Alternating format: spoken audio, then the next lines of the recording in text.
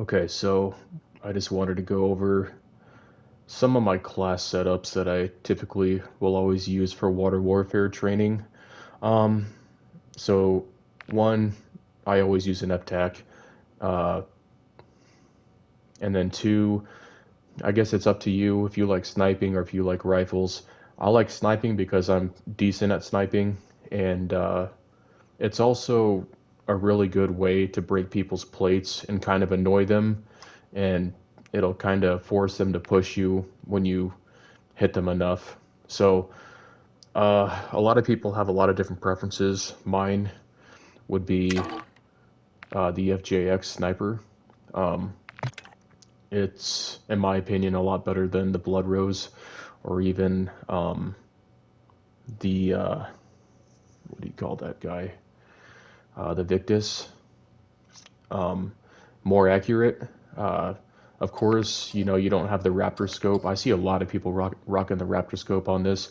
With this setup, honestly, you don't even need that.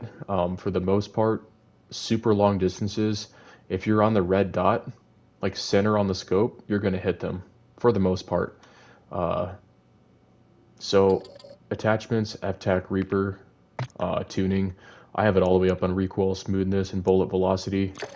Uh, Barrel, recoil steadiness, and damage range all the way up, all the way over. And that's the Ceros 29. And then for the ammo, I've got the high velocity, just to get that little bit of distance to get even further. All the way over, bullet velocity, all the way up on damage range. Rear grip, recoil steadiness, and aiming idle stability. And then the stock, the RIB 400. Flinch resistance, and aiming idle stability. This isn't a setup that's primarily used to, quick scope or, have super fast aim down sight speed. As you can see down in the bottom left quarter, accuracy is completely maxed out. And I'm pretty sure if I go to the firing range, um, let's see, or where was it? No, it's not the firing range. Let's see. Um, there was an option. There you go. See, if you see the accuracy, how I have it set up, it goes even past the max. So this gun overall, without the Raptor scope, is phenomenal. And I've had a lot of people use my sniper if they need it, and I've had nothing but compliments on it. So if that's something that you want to try, give this class setup a try. If you want to fight in the water, I would suggest doing a darker camouflage. So I've got, the serpentine camo on because it's pretty dark. Typically, I'd rock the nuke skin, radioactivity, um, and I got the nuke emblems, and the stickers and uh, keychains and stuff hanging off of it. But uh, it's kind of easier to see red in the water like that. So I changed everything to serpentine just because it's cool looking camo. It's still dark and it's not light enough for them to see you in the water. So that's my sniper build. Um, Go over my FTAC. We've got my ammo. I've been changing back and forth. I'm not really sure what I like. Typically, I do like overpressured because it makes a target flinch. I have been rocking armor piercing rounds lately because it seems to break their plates a lot faster. Um, so typically I do run armor piercing over overpressured. I used to run high velocity just to get that further distance in the water. But because I'm such an aggressive player in the water now, typically I'll just do armor piercing because I don't really need that extra distance because I always close that gap in pretty fast. So I'd say honestly armor piercing, tune that all the way up on damage range, and then all the way over on bullet velocity because you still want to get as much velocity out of that as you can. I'm not really concerned about the recoil smoothness or steadiness because overall, with however all the other attachments combined into it, it is a pretty solid gun. 72 round drum magazine, I think that that's a must. Just with all the people that will try and push you all at once, it makes it really convenient. X10 RR40 muzzle. Um, I have this down in aim down sight speed and then bullet velocity. Aim down sight speed because I've noticed in some engagements in the past when none of my attachments were set to aim down sight speed, uh, I would have everything. How do you say it? Uh, and engagements in the water, it seemed like sometimes I would lose some fights with other people against FTACs because my aim down sight speed was too slow. And now that I've gone against other people in the water with FTACs after making some tweaks, it seems like I'm winning more of those battles. Uh, so next one is this CMR and 50 barrel, recoil steadiness and damage range. And then you don't have to run an optic if you don't want to. The one thing I will say, do not, if you're wanting to become a water player, do not ever run a laser on your gun. That's a dead giveaway. You can see any color of any laser in the water, and I've seen it where I didn't realize somebody was around me, and I see a laser briefly skim across the water, and I know all of a sudden somebody's around, and pull out my R4D, or if I don't have it, I'll just kind of wait and look around really closely to see if I see any movement in the water. And sure enough, every single time, it's always a person trying to swim up on me. And I've won a lot of gunfights of people running lasers on their FTACs and having R4D detectors. And, you know, I get killed or something the previous game. And uh, all I have is just my awareness in the water. And I can kill them before they get to me because I see their laser. So me, I like the Corona Mini Pro Optic. I have that on flinch resistance just because when other people do shoot you in the water, um, it is nice to be able to have some of that flinch resistance to stay on target. And then I like having it all the way close to kind of give you a little bit of a better sight picture in the water. Um, R4D detector, that's my go-to. And then I'll always run proximity mines. I see people run knives all the time. Knives can be really handy. Proximity mines are amazing because uh, people on boats or vehicles that can swim in the water or travel on the surface of the water, you can, like an armored boat, for example, you can DDoS an armored boat and throw a proximity mine underneath it while players are in, and it'll destroy it in one hit. Um, so I like proximity mines. It destroys any vehicle with one proxy. If you can convince somebody to stop the boat, you can swim underneath it, throw a proxy. You want it. One thing I will say, so it doesn't take as long of a time to travel, because the proxies, if you're not on the ground looking down, proxies are going to float to the surface. So if you're trying to destroy a boat, um, swim right up underneath it as much as you can, and then throw your proxy. So it only takes about a second and a half to actually hit the bottom of the boat, and it gives you plenty of time to actually back off and swim away so you don't take any damage. Um, and then typically, yes, I'll run munitions box or a DDoS. Um, those are pretty much the only two guns I'll really ever run. Sometimes I'll throw on a Joker or one of my other favorite guns to use, TAC 56. Um, I always like doing the 15-minute cooldowns, and then I'll just adjust to what I like. But, you know, I got the FJX Fulcrum Pro Phase 3 grip, 60 round magazine, uh, brute stock, and 17.5 barrel. It's a pretty solid gun, and I really like it. Recoil's pretty nice, um, and it just looks cool overall. Uh, Aim down sight speed isn't too bad, so getting in those engagements with people, it's not bad.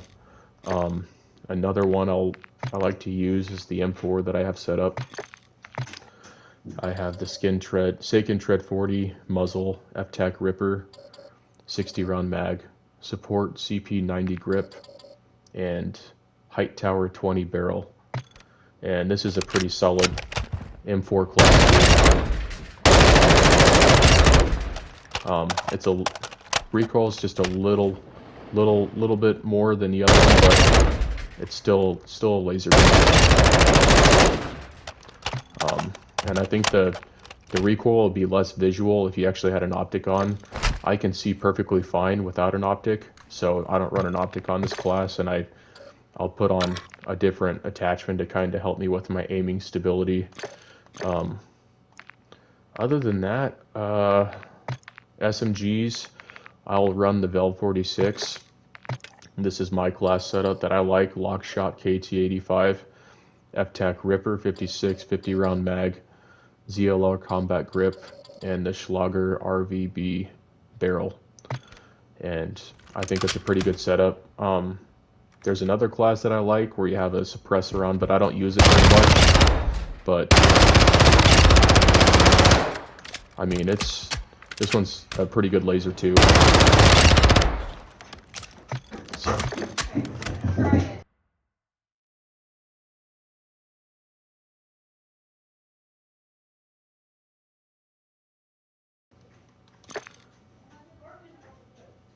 Okay, so that is one of the SMGs that I would use. Another one is the MX9. If I do use the MX9, I will keep it on my very first slot because there's no DMZ cooldown for it. So if I do die, I'm not waiting a couple hours to try and get it back or trying to put stuff in a dead drop. Singard MKV muzzle, 16.5 STB factory Cronin Mini Pro optic, Bruin TS30 comb, 32 round mag. The only drawback to this gun that I can see is the 32 round mag. I wish it had a 60 or even a 45. It'd be really nice so I could fight multiple people. This is kind of like a 1 to 2 person engagement kind of gun, but it hits pretty hard in my opinion. I've wiped out quite a bit of people with that. I don't really do the one-shot shotgun.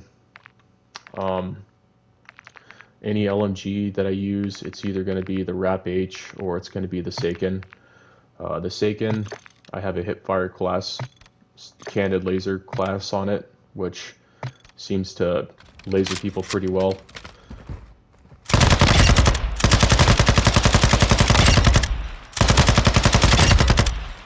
So I do like it.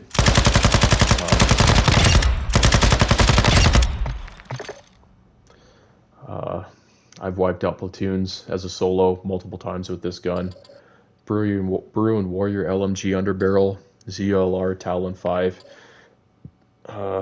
20 inch silver barrel, Canon Vibro laser, and 150 round box mag.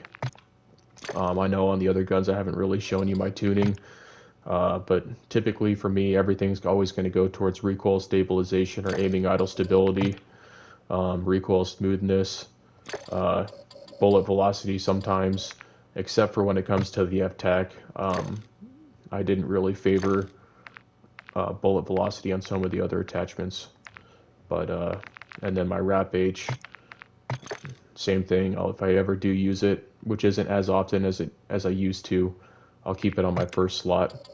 I have incendiary ammo, F-Tac Ripper 56, Costava DX90, Romeo 16-inch barrel on the Cronin Mini Pro, and I mean this thing's a monster.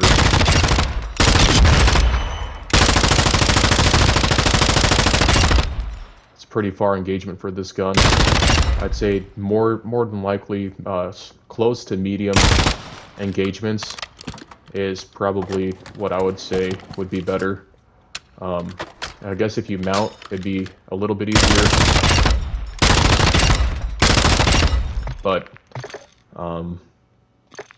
that's one of my favorite LMGs to use, and it just rips people like nothing. Other than that, I don't really use any of the other sniper rifles anymore. If you do like using other pistols other than the F-Tac Siege, I would say if you want to be able to see in the water, probably use the 50 GS.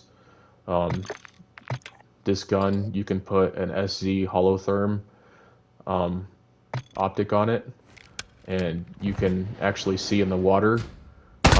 Not as clear as an R4D detector, but if somebody is swimming up on you and you're looking around through this, you'll be able to see their outline.